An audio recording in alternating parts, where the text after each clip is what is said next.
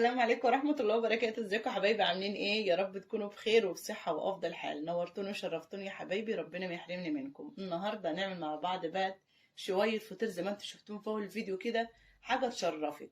خبيث، هقولك على سر الخبيث اللي بيخلي الفطير معاكي قابب، لان الفطير ما هو الا خبيث. هتخبزيه صح هيقب معاكي، مش هتخبزيه صح مش هيقب معاكي حتى لو حطله باول.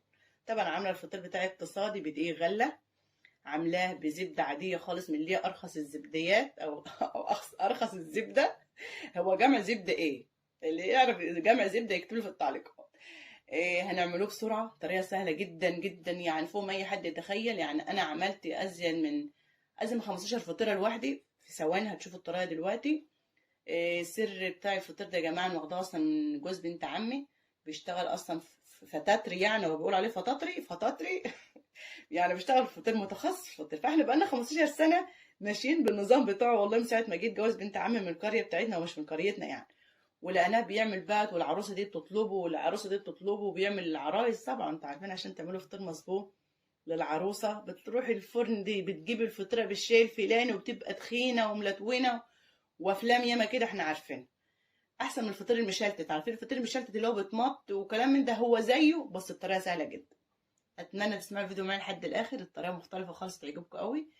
ويلا نسمي الله ونصلي على سيدنا محمد عليه الصلاه والسلام ونقول المقادير بتاعتنا. طبعا يا جماعه كان معايا في البوله ديت 2 كيلو ونص دقيق. انا عامله دقيق كتير علشان احنا ما بنحبوش الفطير تقيل في الزبده. انت عايزاه بقى تقيل وعايز زبدته تبقى فيه ياما، حط 2 كيلو بس على القالب الزبده، هيطلع معاك الفطير زي ما انت عايز. هنضيفه إيه بقى؟ طبعا انا سخنت الميه كده، دفيتها دمع العين كده، عشان الميه بتبقى دافيه العجين بيطلع معاكي ايه، بتلت معاكي بسرعه وبيقب معاكي كويس. حطيت على الميه يا حبايبي شويه ملح صغيرين. لو كان الدقيق بتاعك مش دقيق غله معلش ملح، يعني تحطي شويه ملح صغيرين. وحطيت 3 معالق سكر. يعني قولي الكيلو اللي لو انت بتحبيه مسكر هتحطي الكيلو الدقيق معلقتين سكر كبار، لو بتحبيه يعني ايه معتدل كده في التسكير. بس انا الطريقه ديت بتطلع الفطير معايا لا مسكر ولا مالح. عايزه تاكليه بعسل هتاكليه، عايزه تاكليه بجبنه حادقه هتاكليه. وهقول لك دلوقتي تخلي الفطيره مسكره ازاي والفطيره حادقه ازاي بعد ما تفردها خالص، والدنيا سهله خالص، مفيش اسهل من كده. إيه طبعا كنت محلات دي بتاعي ومظبطاها، والدنيا كانت حلوه، وكنت عامله لكم الفيديو كده وبتكلم معاكم، الدنيا كانت ورد والله يا جماعه، كان فيديو حلو بصراحه يعني. بس هقول لكم اللي حصل دلوقتي. طبعا نزلت على الدقيقة أول حاجة كده زي نص كوباية زيت كده مع المية اللي تحطها، وما تحطيش المية مرة واحدة. أهم حاجة في عجين الفطير اللت يا جماعة. كل ما تلت العجينة كل ما هتمط معاكي وتبقى ورقة شجارة ورقة سيجارة. أختكم في حروف بتقع منها يا جماعة، ماشي؟ الناس اللي أول ما تدخل على قناتي ما تزعلش يعني، معلش اعذروا أختكم، يعني التمس لأخيك 77 عذر. فعنده أختكم يعني إيه سقوط في الحروف كده يعني. قعدت اعجن بقى لحد ما خليت العجينه سلايم، يعني عيالي كانوا في الفيديو كده الصوت كان طالع الله يا ماما ده سلايم جميل يا ماما هاتي نلعب بيه. بعد ما لتيتها جامد، وكل ما العجينه تعمل معاكي تلت وتحط ميه، تلت وتحط ميه، هتطلع معاكي مظبوطه. اوعك تحط الميه مره واحده على اي عجينه يعني، بس الفطير بتعجني فيه على الاقل خالص 10 دقايق متواصلين لحد العجينه تبقى معاكي زي ما انتم شفتوها كده، ملمسها ناعم ولا جامده قوي ولا طريه. سبتها بقى ترتاح حوالي ربع ساعة كده. أهم حاجة بعد ما تعجنيها تسيبها ربع ساعة تستريح، علشان إيه تبقى سهلة معاكي. وكل ما تعجني خلي بالك في أي عجينة، كل ما العرق بيبقى معاكي بيمط، كل ما البروتين اللي فيها أصلا بيطلع. فاهميني يا حبايبي؟ طبعا في ناس بتفرد على زيت، أنا فردت على دقيق. ليه يا جماعة؟ لأن طبعا مش عارفة أشمر لأن بصور، ولو عملت بالزيت هدومه بتتعاص او تتوسخ. كل واحد بيقول يعني ايه. انا بدأ يا جماعه من الفلاحين، والفلاحين دايما بيقولوا على اي حاجه الحاجه اتعاصت مش اتوسخي. فيعني ده كده اما بعمل بالزيت بتشيل زيت يعني. فانت لما تفردي على الزيت بيفرد معاكي في ثواني، في لحظه يعني، غمضه عين كده هتلاقي العجينه اتفردت معاك. بتفردي طبعا كنت عامله 2 كيلو ونص، قسمتهم على مرتين. بتفردي بتخلي سمك الحاجه اللي انت فرداها اقل من نص سنتي، يعني تحط صبعك كده. لو انت صبعك مثلا مش تخين يعني طبعا تلاقيها يعني ايه اقل من صبعك شويه كده. وما تخافيش حتى لو هي تخينه، انا هقول لك ترقيها ازاي. لو انت طبلتك صغيره تخنيها، وهقول لك ترقيها ازاي بعد ما تخنيها طبعا وتعملها لور كده. رول الله يخرب بيت عليك يا نسرين، ما مخروب اصلا اساسا يعني، بديت عليه بالخراب اكتر من كده يروح فين يعني. المهم يا حبايبي، اللهم صل وبارك وسلم على سيدنا محمد وعلى اله واصحابه اجمعين، صلى الله عليه ويشفع فينا. مسكت طبعا الزبده، بتمسكيها تسيحيها على ايدك، اوعك تفكري تحطها على النار، هقول لكم ليه دلوقتي. بتمسكي الزبده تسيحي، تمسكي كل حته كده بتقطعيها بالسكينه شرايح، وتمسكي كل شريحه تعمليها بين ايديك وبعضها كده، بين ايديك وبعضها كده لحد ما ايه، ما تفك بسخونيه ايدك، وتفردها على الايه، على العجينه كلها تفردها كده ايه زبده، ما تحطيش طبقه زبده كتير، يا دوب بس كده العجينه يبقى عليها ايه زبده من فوق بس كده مغطياها وبس. بقت حته عاليه بقت حته واطيه مش مشكله، كله هيسيح وكله هيتساوي وكله هيبقى مية مية، مفيش اي مشكله خالص. مش لازم تقولي لا الحته ديت زبدتها عاليه، لا الحته ديت زبدتها رهيفه، كله هيسيح في بعض. بتبرمي بقى وتعملي رول كده زي ما انتم شايفين، وبعد كده بقى بتقطعي القطعه اللي انت عايزاها. طبعا عاملاها رفيع، كل ما تعملوها رفيعه وبقى عندك مساحه على الطبليه، كل ما الدنيا تبقى معاكي ايه سلسه، وتلاقي الايه الفطيره معاكي ايه مورقه. عملتها تخينه، هتمسكي الرول تفضلي تبرمي فيه تحت ايدك لحد ما ترفعيه وتوصلي زي ما انت شايفاه قدامك كده. بعد كده بقى بتقطعي القطعه اللي انت عايزاها، قطعه كبيره قطعه صغيره. شفتوا هنا كنت بقول لكم شوفوا كام لفه جوه بعضها، كام لفه جوه بعضها. كل ما اللفات تبقى جوه بعضها كتيره، كل ما الفطير يبقى معاك مورق وزي ورقه السيجاره يا جماعه. بصراحه يعني طريقة الفطير دي والله ما لقيت زيها عند حد خالص، حتى نشتروا فطير من أي محلات ما بيعجبناش زي الطريقة دي نهائي. اللي احنا بنعجنيه بيبقى اللي احنا بنشتريه قصدي بيبقى تخين كده ومش حلو. بعد كده بقى بتمسكي كده تفردي الحتة اللي انت قطعتها فرد صغيرة زي ما انتم شايفين كده، وبعد كده تلمي كده زي ما انتم شفتوا كده بالظبط. تفردي فرد صغيرة وتلمي وتعملي كورة كده، تفردي وتلمي وتعملي كورة. طبعا هنا خدت الحتة التانية حطيتها على الطبلية وغطيتها، وتسيبي العجين مكشوف علشان يعني ايه ما ينشفش منك. وحطيت بقى اللي الكرة اللي انا بعملها احطها في البوله جنبك كده وتغطي، تحطها في البوله جنبك وتغطي. مش عايزه حد يعمل معاكي بصراحه، انا ما بحبش حد يعمل معايا الفطير، انا احب اشتغل مع نفسي كده. احنا عندنا في البلد اي عروسه ما بنشتري لهاش فطير، نادرا لو حد اشترى فطير، لان خلاص بقت الطريقه ديت سهله عند الكل، ما كناش نعرفها بجد ولا نعرف عنها حاجه خالص. كان كل فطير اللي بنعمله له الفطير المشلتت اللي بتشديه من على الطبليه وتفضلي تحطي سمنه والحاجات دي كلها، لا دي طريقه سهله خالص. طبعا في العجين مش عارفه قلت لكم ليه، في العجين بتحطي على الكيلو الزيت ربع كوبايه، على الكيلو اللي الدقيق قصدي ربع كوبايه زيت. معلش نسيت اقول لكم الكيلو الدقيق تحط ربع كوبايه زيت، لان الزيت بيخلي الفطير معاكي ايه ناعم شويه ويفرد معاكي بسرعه برضه، ويبقى مورق كده بيديله توريقه كده توريقه. خلصت القطعه الاولانيه، مسكت القطعه الثانيه، انا مسرعه الفيديو بصوا. تخيلوا بقى انت بتعملي فطير، بقى بتعملي فطير هتصوريه قد ايه؟ اكيد اقل حاجه خالص ساعتين.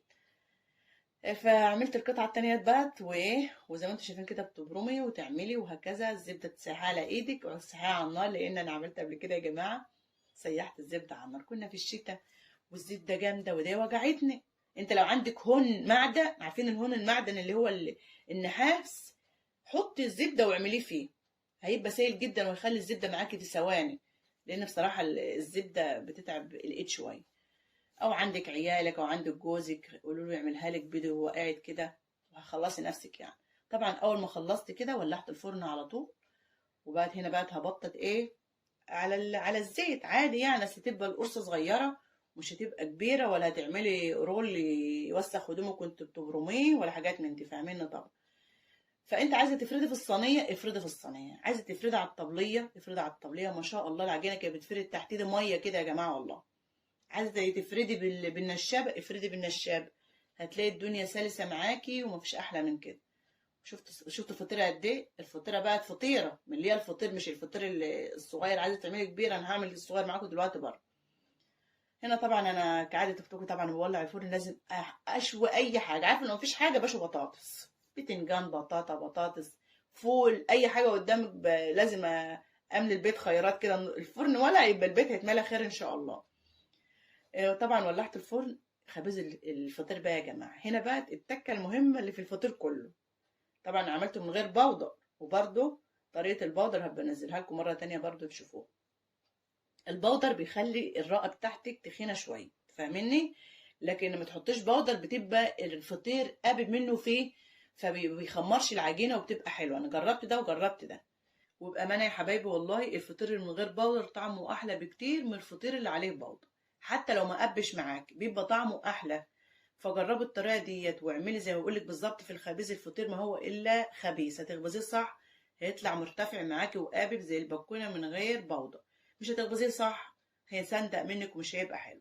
طبعا هنا اهم حاجه وانتوا بتحطوا في الصينيه كده اللي هتحط فيها الفطير، تدهين الصينيه زبده سمنه زيت الموجود عندك، ووش الفطيره برضو تدهنيه زبده او سمنه او اي حاجه متوفره عندك. ولو عندك سمنه بلدي ودهنتيه سمنه بلدي يبقى احسن بقى وافضل. طبعا هنا كنت عشان قلت لحبيبه اديني اشرب، وطبعا ما رضيتش اقطع الحته ديت عشان افكركم، مش عشان احنا في الشتاء يا جماعه ما تشربوش ميه، اشربوا ميه على قد ما تقدروا عشان بشرتكم ما يحصلهاش جفاف وما يحصلكوش صداع، لان قله الميه بتعمل صداع في الدماغ وبتعمل جفاف في البشره، فاشربوا ميه.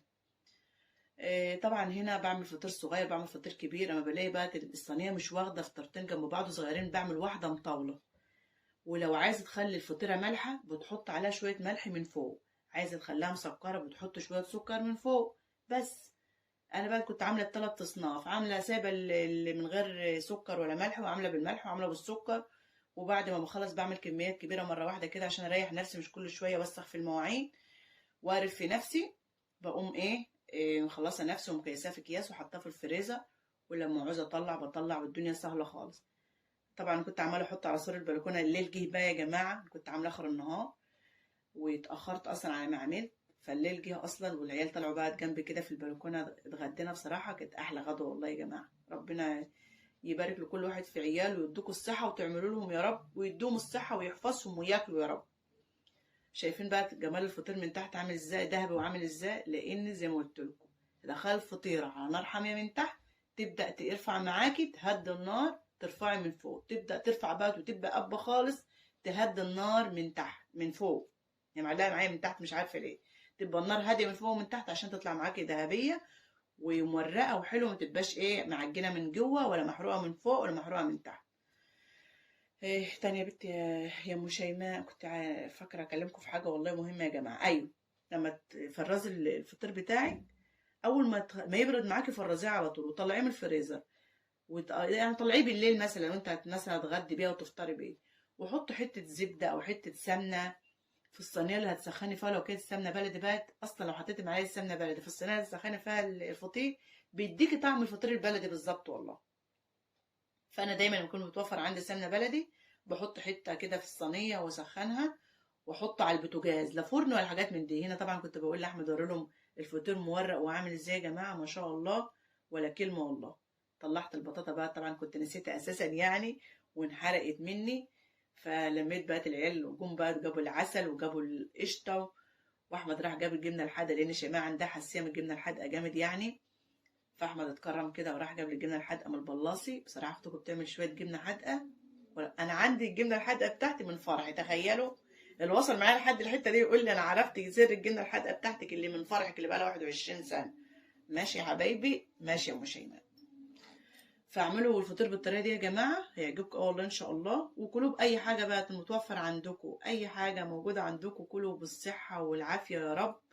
وخلصنا غدا وعملت فطيري والدنيا كانت ورد خالص، وكان نفسي انزل لكم الفيديو بالصوت الطبيعي. ايوه نسيت اقول لكم الحته المهمه اللي قاعده مستعده الف وادور حواليها واقول في حاجه عايزه اقولها لكم. اوعوا تسيحي الزبده، لان لما سيحت الزبده مره كلكعت مني يعني. حاولت احطها على النار كده بقت احطها على الفطير عملت بلابيع كده وقرفتني. والزبده اللي انا بعمل بيها دي زبده اقتصاديه جدا، اللي هو انا كنت جايبه القالب ده من فتره كده يعني كنا في شهر 10 كده، كنت جايبه القالب ده ب25 جنيه. هو دلوقتي بكام معرفش. ما تعمليش لا بجنة ولا بروابي، غاليين ومش حلوين في الفطير بجد والله يا جماعه زي الزبده الرخيصه دي. في اسمه مرجان وفي اسمه الطاهي، قول له بس انا عايزه زبده فطير من اللي هي الرخيصه هيديكي. هتعملي بقى كميه فطير تكفيكي يومين ثلاثه وتحطها في الفريزر، تطلعي للفطار طلعي العشاء الغدا. طبعا احنا كلنا وخلصنا وفضل كميه كبيره بقت كيستها وريحتني كام يوم. كل ما الاقيني مضغوطه كده ومش عارفه اعمل اكل ايه اطلع واسخن وبالهنا والشفا. يا رب يكون الفيديو عجبكم. دمتم في رعايه الله وامنه، والسلام عليكم ورحمه الله وبركاته.